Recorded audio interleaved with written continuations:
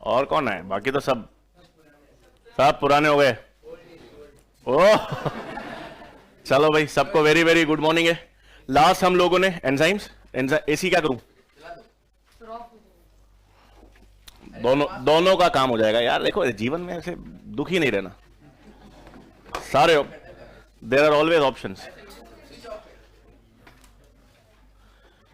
अब रुको,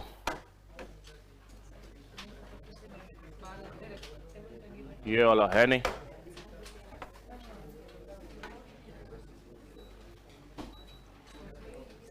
अब कुछ नहीं, 26 पर है, उनके लिए चल रहा है, आपके लिए बंद है। ठीक, तो भाई हम लोग एंजाइम्स कर रहे थे और लास्ट में हम लोगों ने एंजाइम का काइनेटिक्स देखा था। तो हेडिंग आज हम पढ़ेंगे एंजाइम क्लासिफिकेशन।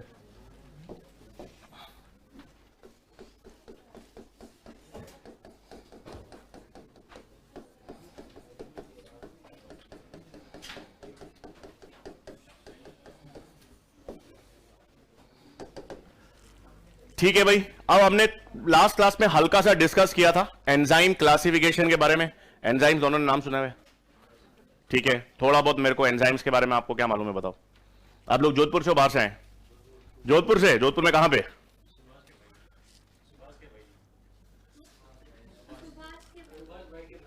सुभाष के भाई हैं।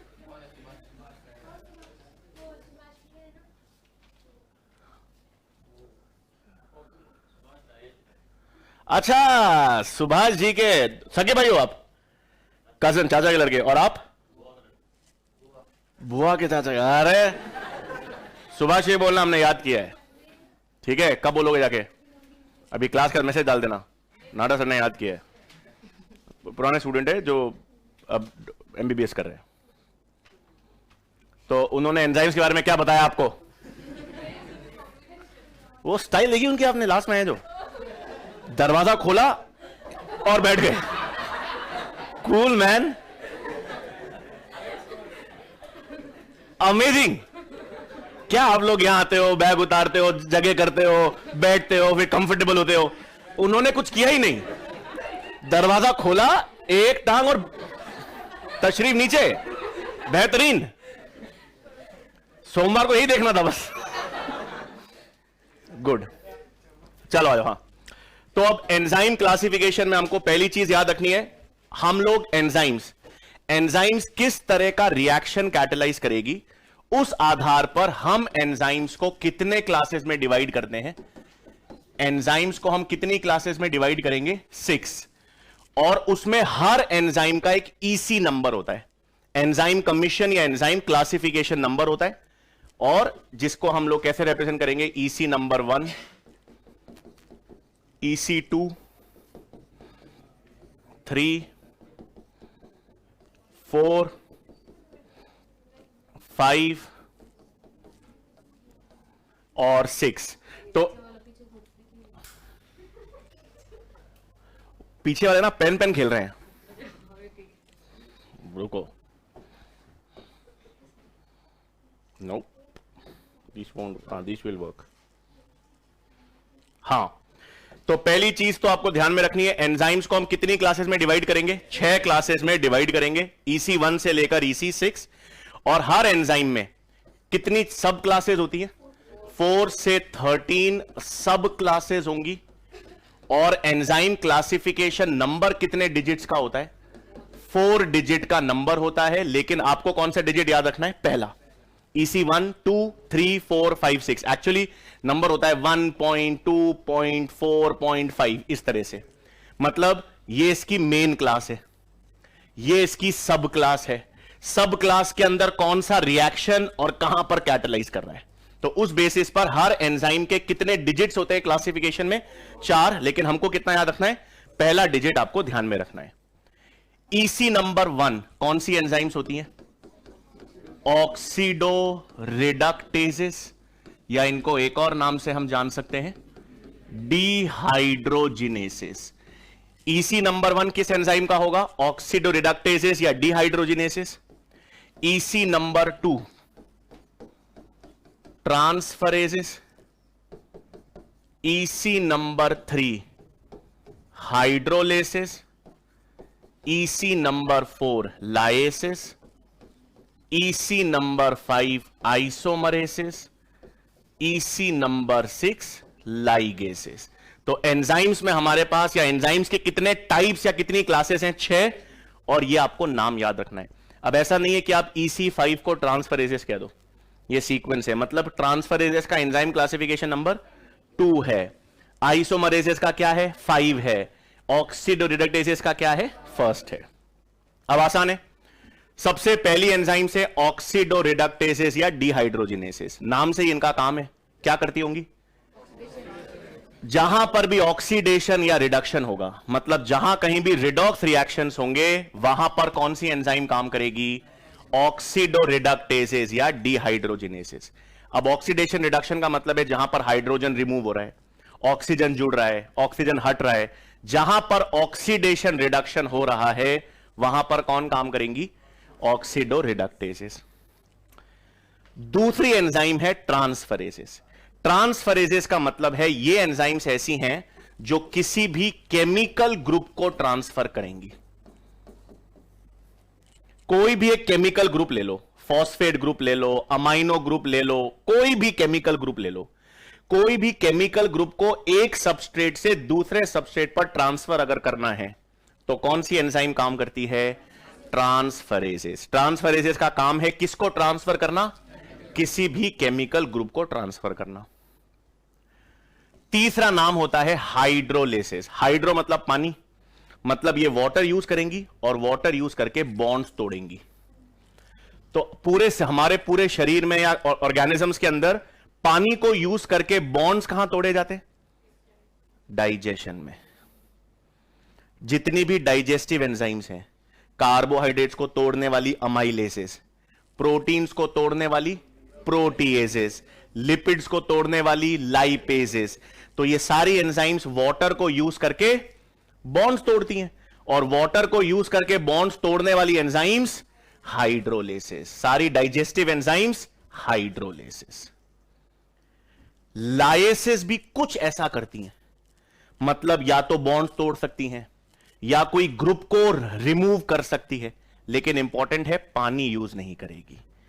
पानी यूज करने वाली हाइड्रोलेसिस, लाइसेस विल जो भी वो काम करेगी वो विदाउट यूजिंग वाटर। यही आपको आइडेंटिफिकेशन है। कोई बॉन्ड या ग्रुप रिमूव हो रहा है लेकिन उसमें पानी एंजाइम यूज नहीं कर रही, तो वो कौन सी होगी? लाइसेस। जितने भी आइसोमर्स होते हैं, ज्योमेट्रिकल आइसोमर्स होते हैं, ऑप्टिकल आइसोमर्स होते हैं, पोजिशनल आइसोमर्स होते हैं, जितने भी तरह के आइसोमर्स हैं उनको आपस में इंटर कन्वर्ट करना हो तो कौन सी एंजाइम्स? जैसे ग्लूकोज 6 कार्बन शुगर है, फ्रक्टोज भी 6 कार्बन शुगर है, दोनों 6 कार्बन शुगर है, दोनों एक दूसरे के आइसोमर है, तो ग्लूकोज से फ्रक्टोज बनाने वाली एंजाइम किस कैटेगरी में आएगी? आइसोमरेसिस। और आखिरी में कौन सी एंजाइम है? लाइगेसेस। लाइगेसेस का मतलब ये एंजाइम्स जो क्या करेंगी? जोड़ेंगी। देखो तोड़ने वाली तो दो हैं, पानी यूज करके हाइड्रोलेसिस, बिना पानी यूज करके लाइसेस, लेकिन बॉन्ड जोड़ने वाली एंजाइम कौन सी होगी? लाइगेसेस होती है। ठीक है, अभी एग्जांपल्स भी देखेंगे और क्वेश्चंस भी देखेंगे। पहले लिखेंगे, हेडिंग डाल देंगे एंजाइम क्लासिफिकेशन। ठीक है, फिर लिखेंगे इसमें enzymes are grouped into enzymes are grouped into 6 classes.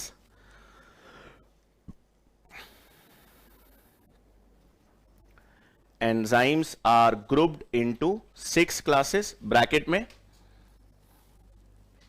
each class can have 4 to 13 subclass. Each class can have 4 to 13 subclasses.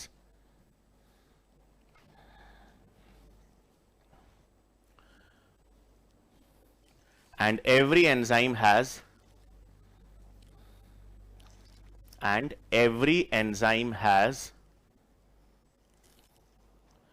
a 4-digit, every enzyme has a 4-digit EC number. Has a 4-digit EC number.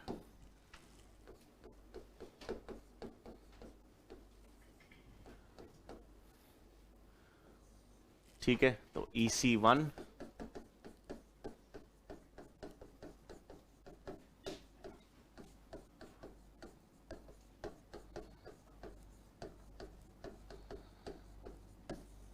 EC number 1 किस enzyme का आ जाएगा?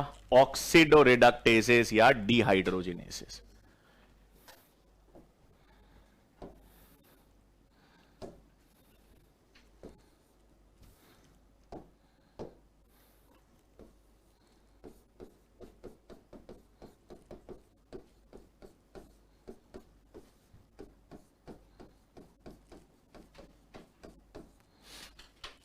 दो substrate लिए मैंने, एक substrate किस form में है? ऑक्सीडाइज्ड। दूसरा सबस्ट्रेट S डैश है, किस फॉर्म में है? रिड्यूस्ड। अब अगर ऑक्सीडोरिडक्टेसेस है तो वो कौन सी रिएक्शंस में कैटेलाइज करेगी? रिडॉक्स। मतलब इसका क्या होगा? रिडक्शन। इसका क्या होगा? ऑक्सीडेशन। तो ये अब क्या हो गया? ये सबस्ट्रेट हो गया रिड्यूस्ड,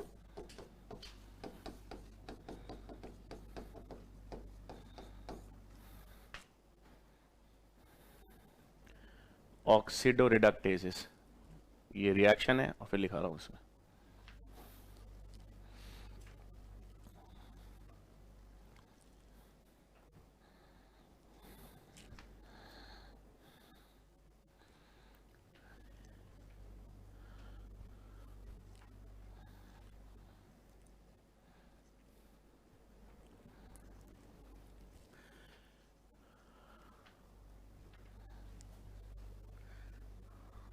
अब इसमें एक इंटरेस्टिंग चीज आप क्या ध्यान में रख सकते हो?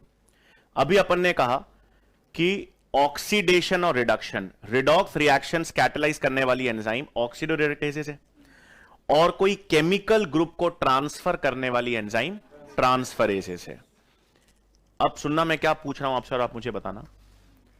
मैं आपसे कह रहा हूं एक ऐसा रिएक्शन है जिसमें ट्रांसफर हो रहा है, एक ऐसा रिएक्शन है जिसमें कुछ ट्रांसफर हो रहा है, लेकिन उसको कैटेलाइज करने वाली एंजाइम्स ट्रांसफरेसेस नहीं है।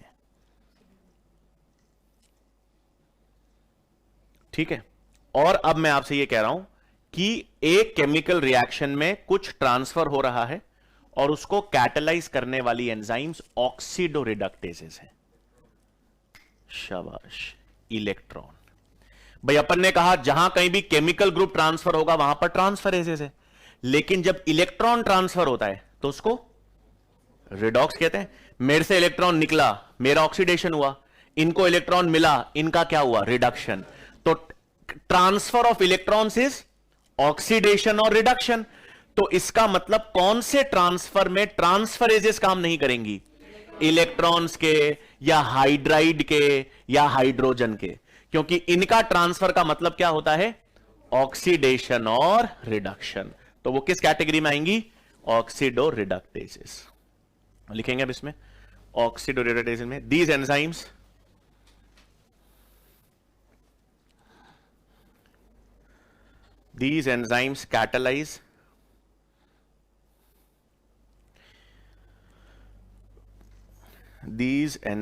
catalyze redox reactions. These enzymes catalyze redox reactions, bracket में आप लिख सकते हैं that is redox reaction, bracket में दैट इज ट्रांसफर ऑफ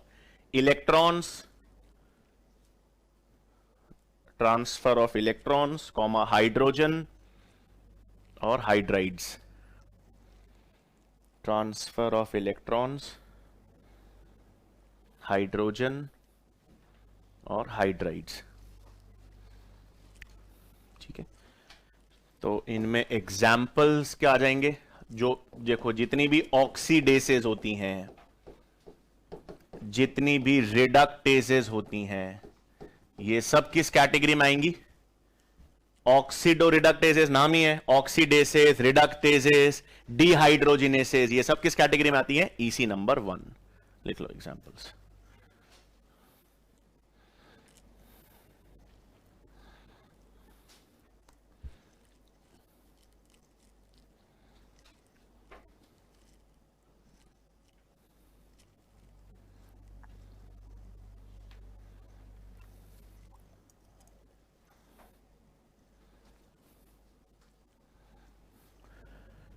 ठीक है,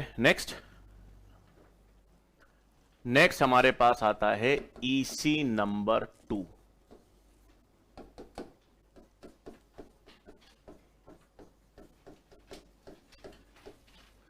ट्रांसफरेजेस।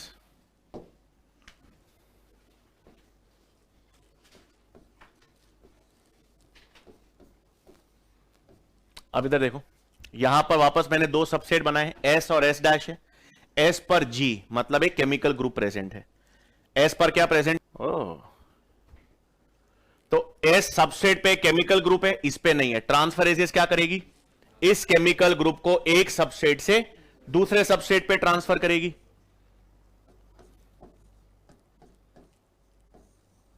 तो ये कौन सी एंजाइम का काम है, ट्रांसफरेजेस। अब इसमें दो एग्जांपल्स आपको याद रखने, जैसे हम आगे पढ़ेंगे जब प्लांट फिजियोलॉजी पढ़ते हैं तो रेस्पिरेशन होता है, रेस्पिरेशन में अपने ग्लाइकोलिसिस का प्रोसेस होता है, उसमें एंजाइम्स होती हैं काइनेसिस, हेक्सोकाइनेस, फॉस्फोफ्रक्टोकाइनेस, पाइरुवेट काइनेस, ये सब क्या करती हैं, फॉस्फेट ग्रुप को ट्रांसफर करती हैं। जैसे ग्लूकोज है प्लस एटीपी, इससे क्या बनता है, ग्लूकोज 6 फॉस्फेट प्लस एडीपी, क्या हुआ, एटीपी ट्राइफॉस्फेट, इसका फॉस्फेट यहां से निकलकर ग्लूकोज को मिला। तो ये एंजाइम किसको ट्रांसफर कर रही है, फॉस्फेट को ट्रांसफर कर रही है। तो फॉस्फेट ग्रुप को ट्रांसफर करने वाली एंजाइम काइनेसिस।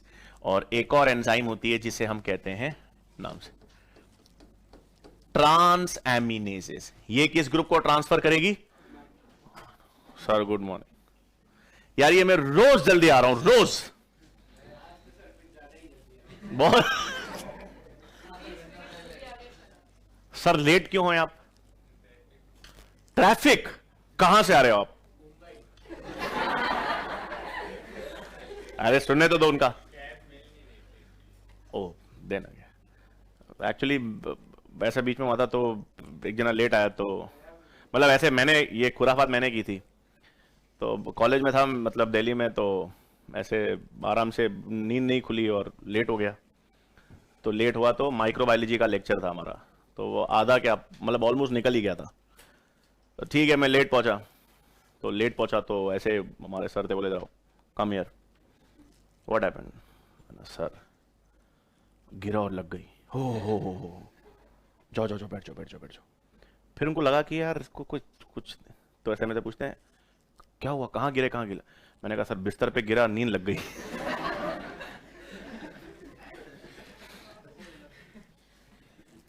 तो मतलब बेस्ट एक्सक्यूज है इसमें, क्या है, आपको तो ऐसा कुछ नहीं हुआ, कैब भी लेट हुई आपकी,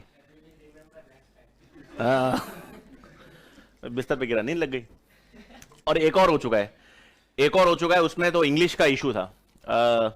हमारा इम्यूनोलॉजी का जब लेक्चर लगता था तो इम्यूनोलॉजी में हमारे एक सर थे, आशीष सर थे, तो उनका प्रॉब्लम क्या था कि वो उन्होंने अपना रिसर्च और सब जापान में किया था, और वो जापान से एज अ गेस्ट लेक्चर आए थे हमको एक सेमेस्टर में पढ़ाने। तो उनका क्या थोड़ा सा वो इंग्लिश मतलब वो बोलते थे लेकिन थोड़ा ग्रामर का इशू था। तो अगेन वो तो लेक्चर्स में हम टाइम पे कोई पहुंचते नहीं थे, लेट ही पहुंचते थे। तो लेट आया, तो मेरा एक फ्रेंड लेट आया, तो बोलता है वाई आर यू लेट, तो बोलता है sir I was not well. अब अंग्रेजी में उनको वापस बताना है, तो अब आप मतलब समझ जाओ अच्छी बात है, तो उन्होंने बोला no you are lying, you are lying with me yesterday, you are lying with me today and you will continue to lie with me every day। तो जोक समझे, झूठ बोलने को कहते हैं lie to me, और साथ लेटने को कहते हैं lying with me। तो उनको बोला था you are lying to me, समझ रहे हो भाई, आप मुझे झूठ बोले तो you lie to me, you don't lie with me, you lie with me मतलब मेरे साथ सो रहे हो। द जोक इज, इसलिए ग्रामर, इसलिए हिंदी बोल लेना आपने, lying to और lying with पूरा मतलब चेंज हो जाता है। झूठ बोलना लाई टू मी, ये लिख लो। खैर तो यहां पर दो एंजाइम, काइनेसिस किसका ट्रांसफर कर रही है? फॉस्फेट ग्रुप का। और ट्रांस एमिनेसिस किसका ट्रांसफर कर रही है? अमाइनो ग्रुप का। लिखेंगे ईसी नंबर 2 ट्रांसफरेसिस। पहले ये लिख लो इक्वेशन, एस जी ए, जी मतलब केमिकल ग्रुप है।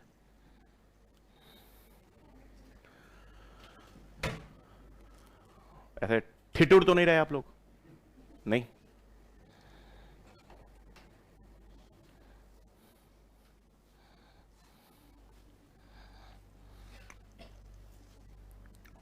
हाँ, एग्जाम्पल मैं बाद में लिखाऊंगा, पहले भी डेफिनेशन। अभी ये आप ये इक्वेशन लिख लिया।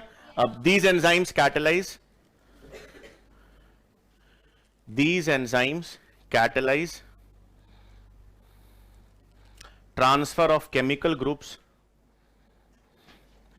These enzymes catalyze transfer of chemical groups between substrates. Catalyze transfer of chemical groups between substrates.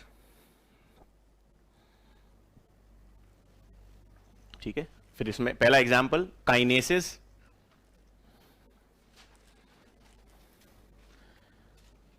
Kinesis bracket में, काइनेसिस क्या करती है?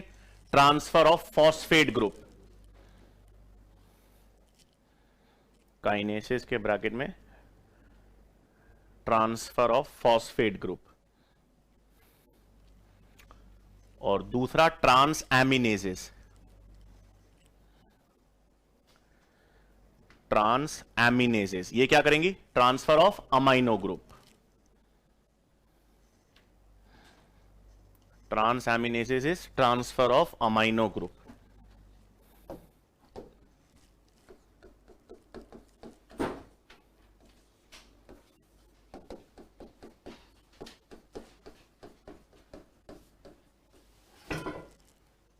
भगोना कौन लाया आज?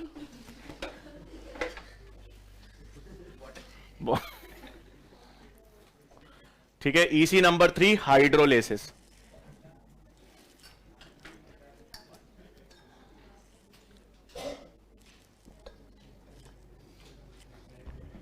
ठीक है, these enzymes catalyze breakage of bonds। किसमें लिखोगे बताओ आप? नहीं, इसमें नहीं लिखेंगे ना, इसमें तो कैसे वो अमाइल प्रोटीन बहुत सारी है ना, प्रोटीन डाइजेशन एग्जांपल लिख लेंगे अपन, पर रिएक्शन वाला है नहीं। These enzymes catalyze breakage of bonds using water। catalyze breakage of bonds या breaking of bonds using water।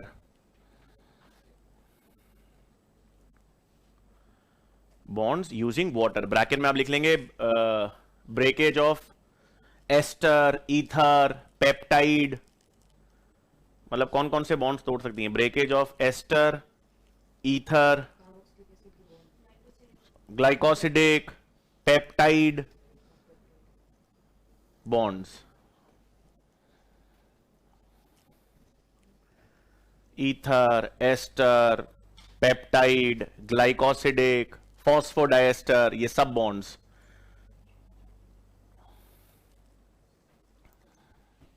Using water, बस ये इंपॉर्टेंट है इसमें। सेल थोड़ी पढ़ा आप लोगों ने? नहीं, चलो, पर अगर मैं आपसे एक क्वेश्चन पूछूं, सेल ऑर्गेनेलीज होते हैं? तो कौन सा ऐसा सेल ऑर्गेनेली होता है जिसमें सबसे ज्यादा एंजाइम्स होती हैं? गुड, वो सेल ऑर्गेनेली जिसमें सबसे ज्यादा एंजाइम्स होती हैं माइटोकॉन्ड्रिया। क्योंकि जितने भी रिडॉक्स रिएक्शंस हो रहे हैं, आप सोचो, इमेजिन करो, पूरा क्रेब साइकिल कहां हो रहा है? माइटोकॉन्ड्रिया की मैट्रिक्स में। Beta oxidation of fatty acids का ऑक्सीडेशन कहां हो रहा है? माइटोकॉन्ड्रिया में। इलेक्ट्रॉन ट्रांसपोर्ट चेन कहां हो रही है? माइटोकॉन्ड्रिया की इनर मेम्ब्रेन पे। तो सबसे ज्यादा एंजाइम्स जो है वो कहां पर होती हैं? माइटोकॉन्ड्रिया में। लेकिन अगर आप मैं पूछूं सबसे ज्यादा हाइड्रोलेसिस किस सेल ऑर्गेनेली में होती है? शाबाश, लाइसोसोम्स। सुसाइडल बैग्स कहते हैं उनको सेल का। तो उनके अंदर भर भर के क्या है? 40 से 50 अलग अलग तरह की हाइड्रोलेसेस होती हैं। तो अगर वो फट जाएं या लीक होने लग जाएं तो वो सारी एंजाइम्स सेल के साइटोप्लाज्म में आती हैं और पूरे सेल को क्या कर सकती हैं, नष्ट। इसीलिए लाइसोसोम्स को हम सुसाइडल बैग्स कहते हैं।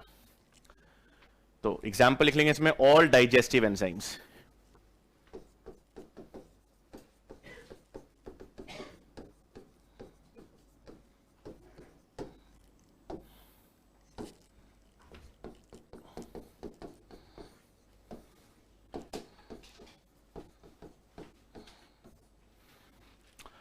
फिर EC number 4, लाइएसिस।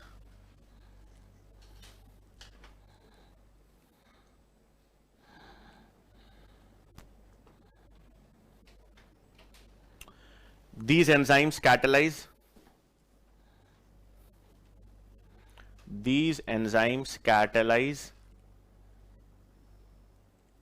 bond breakage. These enzymes catalyze bond breakage or removal of groups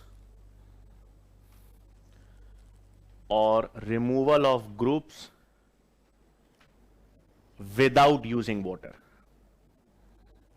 और removal of groups without using water, और ब्रैकेट में लिख लेंगे leaving behind double bonds, leaving behind double bonds.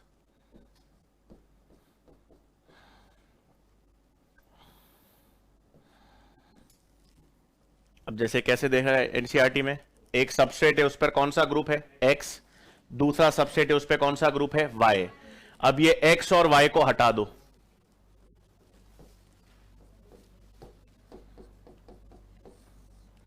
X और Y group को हटा दिया तो दोनों के बीच में क्या बॉन्ड बच गया, डबल बॉन्ड। इसलिए मैंने ब्रैकेट में क्या लिखा है, leaving behind double bonds.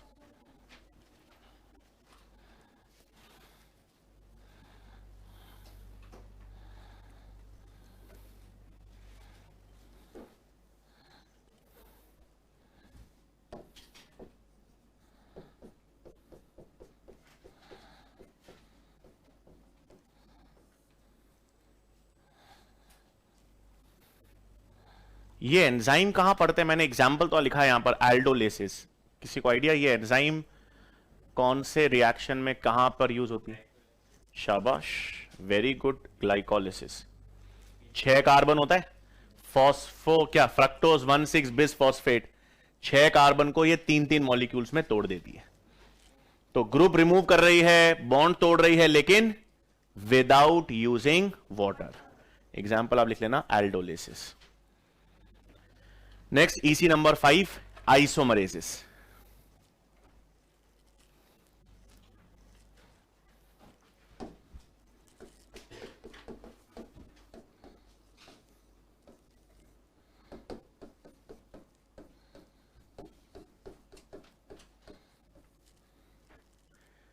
EC number 5, isomerases, आसान है। दीज एंजाइम्स कैटेलाइज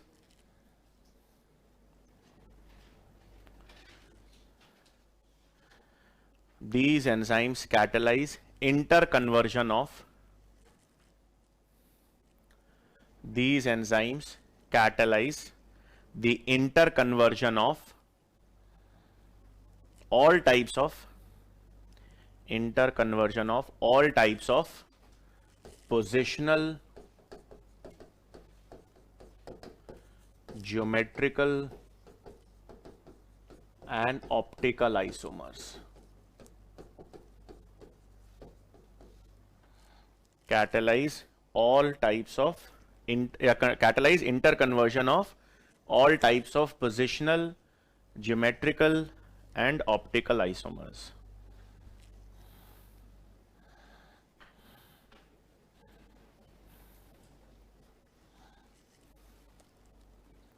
ठीक है, इनका अलग से एग्जाम्पल नहीं लिखते क्योंकि हर एंजाइम के पीछे क्या लगा होता है, आइसोमरेजेस। हम जितने भी रिएक्शन पढ़ेंगे उस एंजाइम में, जैसे ग्लूकोज 6 फ्रक्टोज या ग्लूकोज से फ्रक्टोज 6 फॉस्फेट बन रहा है, तो उसमें एंजाइम फ्रक्टोज आइसोमरेज। तो हर एंजाइम के पीछे आपके पास क्या लगेगा, आइसोमरेजेस। तो और ये सब क्या करेंगी, पोजिशनल, ज्योमेट्रिकल और ऑप्टिकल आइसोमर्स को आपस में इंटर कन्वर्ट करेगी। फिर आखिरी आ जाएगा हमारे पास EC number 6, लाइगेसेस।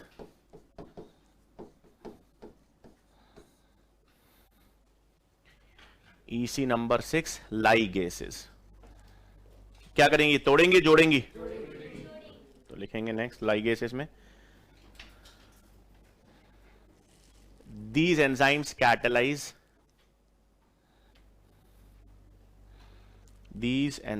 catalyze joining of bonds. These enzymes catalyze bond joining reactions या joining of bonds.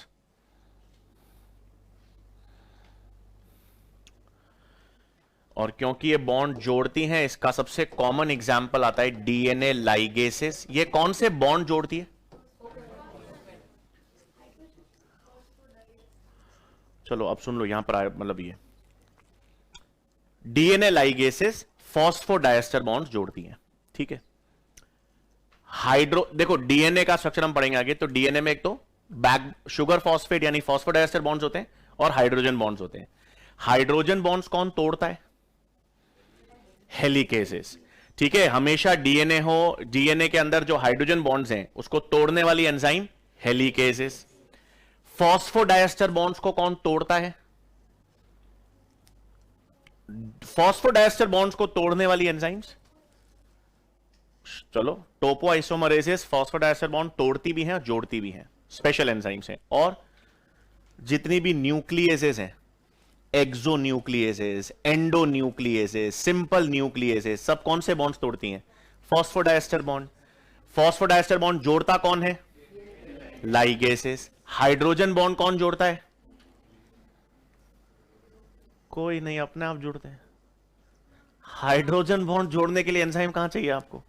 ए और टी को पास में ले आओ, अपने आप हाइड्रोजन बॉन्ड बना लेंगे। हाइड्रोजन बॉन्ड को तोड़ने के लिए एंजाइम चाहिए, जुड़ते अपने आप हैं। कोई एंजाइम हाइड्रोजन बॉन्ड नहीं जोड़ती, अपने आप जुड़ते हैं। तो डीएनए लाइगेस कौन सी बॉन्ड जोड़ेगी?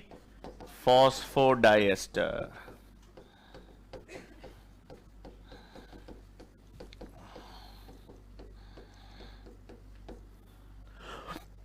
तो एग्जाम्पल डीएनए लाइगेसेस, और डीएनए लाइगेसेस जॉइंस फॉस्फोडाइएस्टर बॉन्ड्स।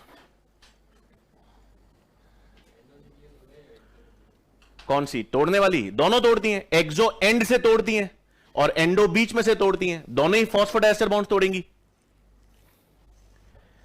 मैं आज एक minute, A T C G, A T C G, A T C, ठीक है। T A G C, T A G C, T A, ये आपके पास हाइड्रोजन बॉन्ड्स हैं। इन हाइड्रोजन बॉन्ड को तोड़ना हो तो दो तरीके होते हैं, या तो आप हेलिकेसेस यूज करो या हाई टेम्परेचर्स यूज करो। आप डीएनए को 80 डिग्री सेंटीग्रेड से ज्यादा हीट करो तो भी हाइड्रोजन बॉन्ड्स टूट जाएंगे। हेलिकेसेस यूज करो, वो भी हाइड्रोजन बॉन्ड तोड़ेगी। फॉस्फोडाइएस्टर बॉन्ड्स ये हैं, इनमें फॉस्फोडाइएस्टर बॉन्ड्स कौन से हैं? ये। अब इन फॉस्फोडाइएस्टर बॉन्ड्स को तोड़ने के लिए आप सिंपल न्यूक्लियेसेस यूज करते हो। न्यूक्लियेसेस में अगर आपको एंड पे तोड़ना है तो एक्सोन्यूक्लियेसेस, और बीच में से तोड़ना है एंडो। तो दोनों है तो एक तरह की न्यूक्लियेसेस ही, इसलिए कौन से बॉन्ड्स तोड़ेगी? फॉस्फोडाइएस्टर। और वापस फॉस्फोडाइएस्टर बॉन्ड जोड़ने हो डीएनए लाइगेसेस। हाइड्रोजन बॉन्ड जोड़ने के लिए कोई एंजाइम की जरूरत नहीं है, वो अपने आप जुड़ जाते हैं, ठीक है। तो ये हमने क्या देख लिया? एंजाइम क्लासिफिकेशन हमने देख लिया। अब यहां पर हम हेडिंग डालेंगे स्पेशल एंजाइम्स, जिसको हम क्या कहेंगे? होलो एंजाइम्स। होलो एंजाइम्स भी आप कह सकते हो, कॉन्ज्यूगेट एंजाइम्स भी हम कह सकते हैं।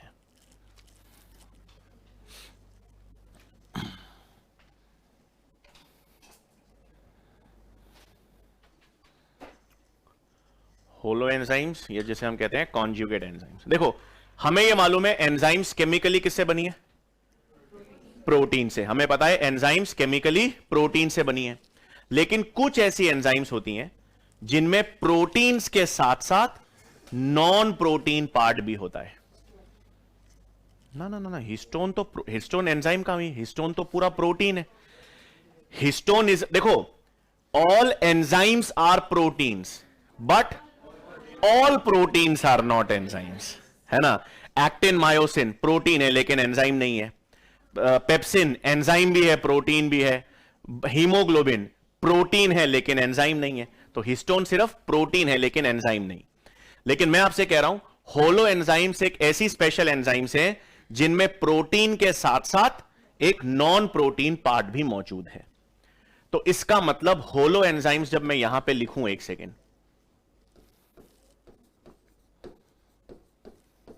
जब मैं यहां पर होलो एंजाइम्स लिखूं तो होलो एंजाइम्स को मैं दो हिस्सों में डिवाइड कर सकता हूं, एपो एंजाइम प्लस कोफैक्टर। शाबाश।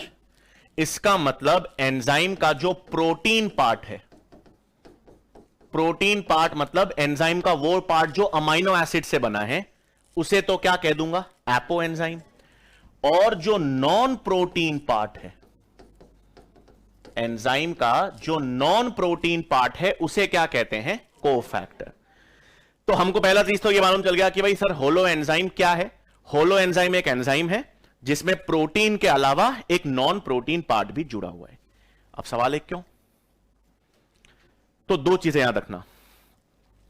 कोई भी एंजाइम क्या करती है, हमने देखा है, ये मैं एक एंजाइम का कार्टून बनाऊं तो, और ये मेरे पास एक सबस्ट्रेट है, तो एंजाइम के दो काम है।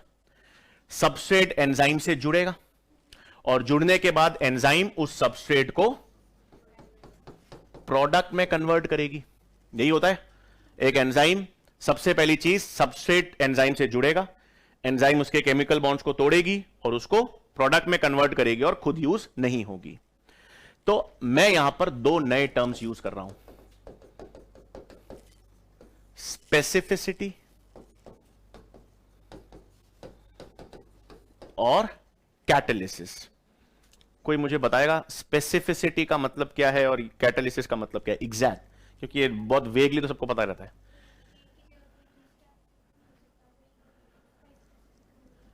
हाँ, और कैटालिसिस ऑलमोस्ट सही है। ये एंजाइम किस सबस्ट्रेट से जुड़ पाती है। ऐसा तो है नहीं ना कि हर एंजाइम किसी भी सबस्ट्रेट से जुड़ेगी। आज काइनेसेस है तो वो फॉस्फेट ग्रुप को ही जोड़ के और उसको तोड़ेगी, तब ट्रांसफर करेगी। हर एंजाइम एक पर्टिकुलर सबस्ट्रेट से ही जुड़ती है, हर किसी से नहीं जुड़ती। तो एंजाइम किस सबस्ट्रेट से जुड़ती है वो उसकी क्या है, स्पेसिफिसिटी। और उस सबस्ट्रेट को प्रोडक्ट में कन्वर्ट करती है, बॉन्ड्स तोड़कर उसको प्रोडक्ट में कन्वर्ट करती है, वो उसकी कैटालिसिस। तो अब नॉर्मली अगर एक एंजाइम है, जैसे कोई डाइजेस्टिव एंजाइम है पेप्सिन, तो वो सिर्फ प्रोटीन से बनी है, तो उसका प्रोटीन पार्ट जो है वो दोनों काम करता है। वो सबस्ट्रेट से जोड़ता भी है, स्पेसिफिसिटी, और उसको तोड़कर प्रोडक्ट में भी कन्वर्ट करता है, कैटालिसिस। तो जो एंजाइम केवल प्रोटीन से बनी है, ज्यादातर एंजाइम्स, उनमें स्पेसिफिसिटी और कैटालिसिस दोनों कौन करेगा, प्रोटीन, क्योंकि उसमें और कुछ है ही नहीं। लेकिन यहां पर मैंने क्या बताया, होलो एंजाइम्स। होलो एंजाइम्स में दो हिस्से हैं, एपो एंजाइम और कोफैक्टर। तो एंजाइम किस सबस्ट्रेट से जुड़ पाती है, वो फीचर किसके कारण होता है, एपो एंजाइम या प्रोटीन पार्ट। और उस सबस्ट्रेट को प्रोडक्ट में कन्वर्ट करने के लिए किसकी जरूरत पड़ती है, कोफैक्टर।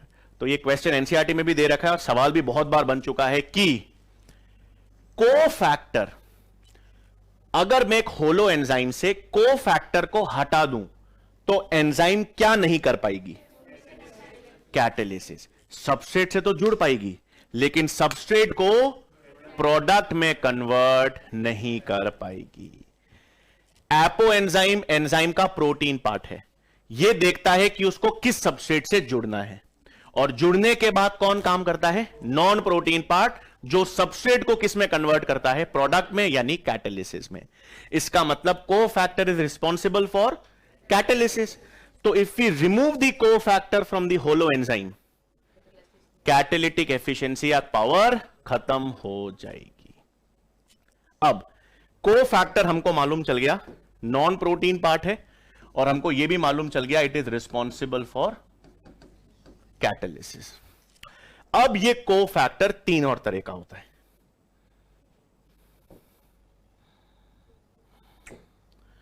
ये कोफैक्टर हमारे पास 3 टाइप्स का होता है। प्रोस्थेटिक ग्रुप,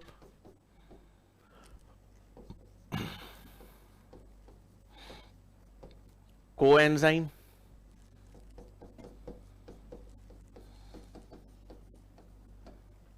और मेटल आयंस। तो जितने भी एंजाइम के कोफैक्टर्स हैं, कोफैक्टर का मतलब देखो, प्रोस्थेटिक ग्रुप हो, कोएंजाइम हो, मेटल आयंस हो, तीनों में कॉमन फीचर क्या है? तीनों नॉन प्रोटीन पार्ट है और तीनों एंजाइम के कैटालिसिस के लिए जरूरी हैं। आज एंजाइम को प्रोस्थेटिक ग्रुप की जरूरत क्यों है? कैटालिसिस के लिए। एंजाइम को कोएंजाइम की जरूरत क्यों है? कैटालिसिस के लिए। मेटल आयंस क्यों चाहिए? कैटालिसिस के लिए। और तीनों में कॉमन फीचर क्या है? Non protein. तो फिर फर्क क्या? तीनों के अलग अलग नाम है तो कुछ तो अलग होगा। सिमिलैरिटी है, ये भी नॉन प्रोटीन पार्ट जो कैटालिसिस में काम कर रहा है, ये भी नॉन प्रोटीन पार्ट कैटालिसिस में काम कर रहा है, नॉन प्रोटीन पार्ट कैटालिसिस में काम कर रहा है। फर्क यह है, कोएंजाइम्स और मेटल आयंस लूजली जुड़े होते हैं। एंजाइम के प्रोटीन पार्ट से अगर कोई नॉन प्रोटीन पार्ट ढीले से, हल्के से, लूजली, टेम्पररी जुड़ा है तो वो कोएंजाइम है, मेटल आयन है। और अगर वही कोएंजाइम या मेटल आयन स्ट्रांगली जुड़ा है, मजबूती से जुड़ा है, दृढ़ता से जुड़ा है, ठीक है, स्ट्रांगली ज्वाइंड है, तो वो क्या कहलाएगा? Prosthetic group. काम सेम है, नेचर भी सेम है। नेचर सेम मतलब सब के सब नॉन प्रोटीन है। काम का मतलब सब के सब सबस्ट्रेट को प्रोडक्ट में कन्वर्ट करने में मदद कर रहे हैं। फर्क यह है, अगर कोई मजबूती से जुड़ा है, स्ट्रांगली जुड़ा है, तो वो प्रोस्थेटिक ग्रुप है, और अगर हल्का, लूजली, ट्रांजिएंटली जुड़ा है तो वो कोएंजाइम या मेटल आयन है। ठीक है, तो पहला होलो हेडिंग डालेंगे, होलो एंजाइम्स डाल दिया, उसमें पॉइंट लिखेंगे, फिर ये चार्ट बनाएंगे। These are special enzymes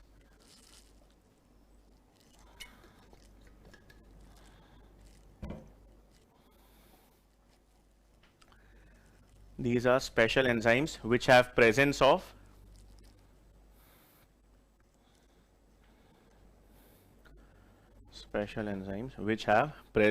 both protein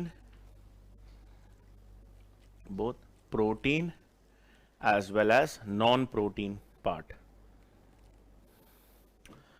These are special enzymes which have presence of both protein as well as non-protein part. ये बना लो आप।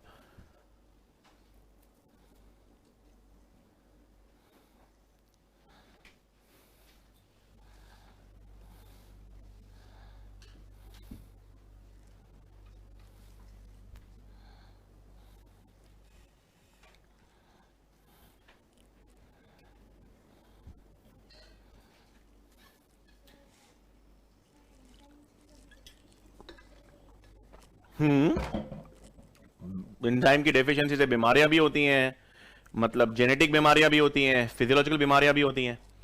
आपका डाइजेस्टिव एंजाइम कम सिक्रीट हो तो इनडाइजेशन होता है सबसे कॉमन, और बाकी एंजाइम केमिकली प्रोटीन्स हैं, तो जेनेटिक बीमारियों में क्या होता है? एंजाइम आपकी फिनाइल कीटोन्यूरिया में एंजाइम की डेफिशिएंसी है, एल्बिनिज्म में स्किड बीमारी होती है, तो ये सारी जेनेटिक बीमारियों में एंजाइम की डेफिशिएंसी तो होती है।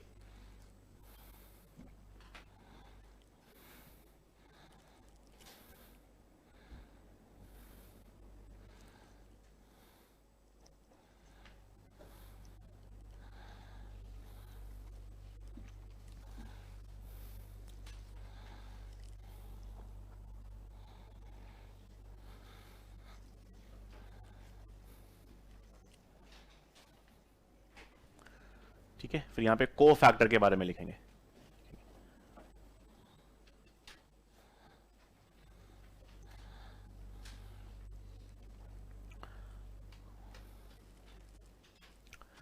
It is the non-protein part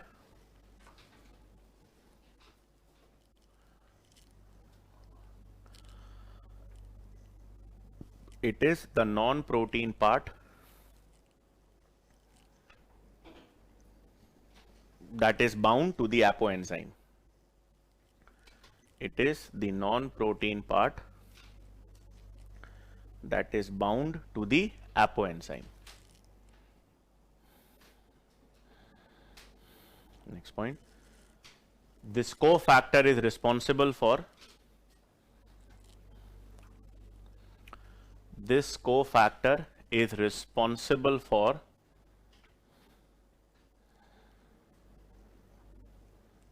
the catalysis. This cofactor is responsible for the catalysis that is in the absence of cofactor,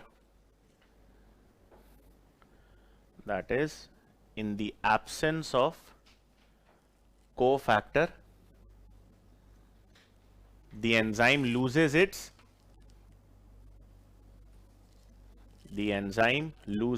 catalytic power. That is, in the absence of cofactor, the enzyme loses its catalytic power.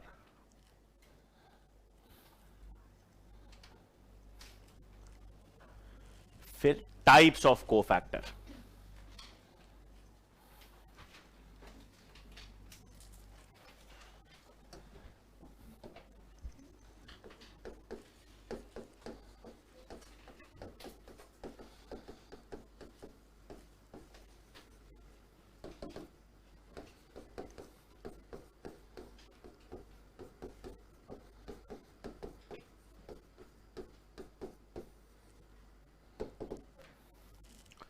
ठीक है, types of cofactor में पहला क्या आ गया? Prosthetic group. इसकी खासियत क्या है कि ये स्ट्रांगली बाउंड है. तो टाइप्स ऑफ कोफैक्टर में आ गया prosthetic group. This organic non protein part, this organic non-protein part is tightly bound to the apoenzyme. This organic non-protein part is tightly bound to the apoenzyme.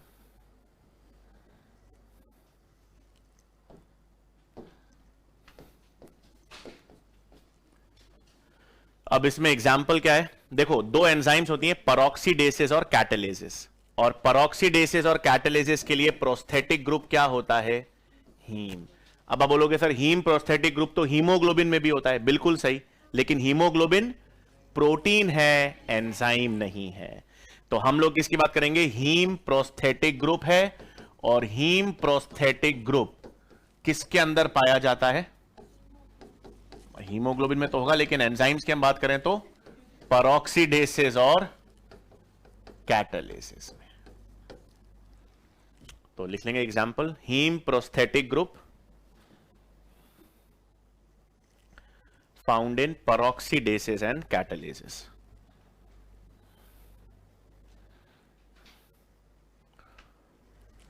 Found in peroxidases and catalases.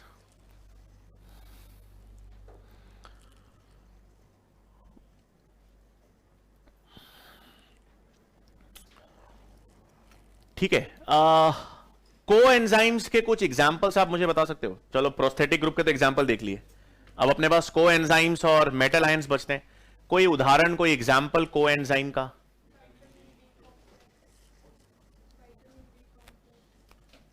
Good.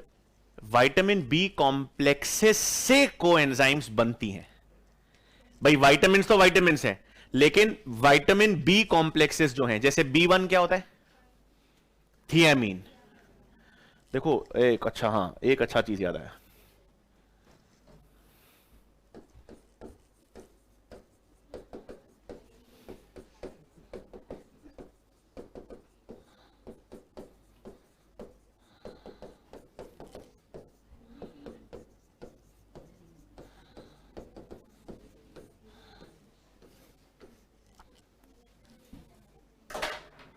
क्या होते हैं चारों? कौन बताता है चारों क्या है? क्योंकि चारों अलग अलग चीज है और चारों एनसीईआरटी में मेंशन्ड है।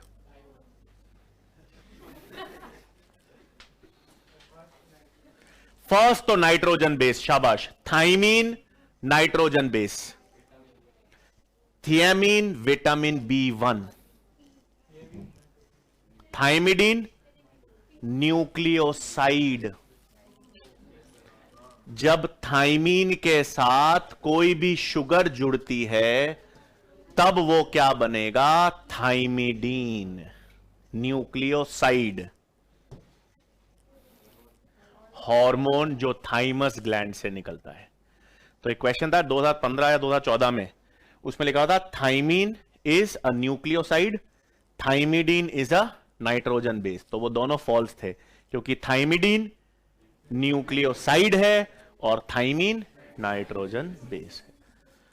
ठीक है, तो चलो कोएंजाइम्स के बारे में अब कल ही कर पाएंगे, आज तो समय ही हो गया, जल्दी निकल गया। इस संडे टेस्ट है क्या आपका? तो नेक्स्ट संडे में अपना इस बार प्रोटीन्स और अमाइनो एसिड आए क्या?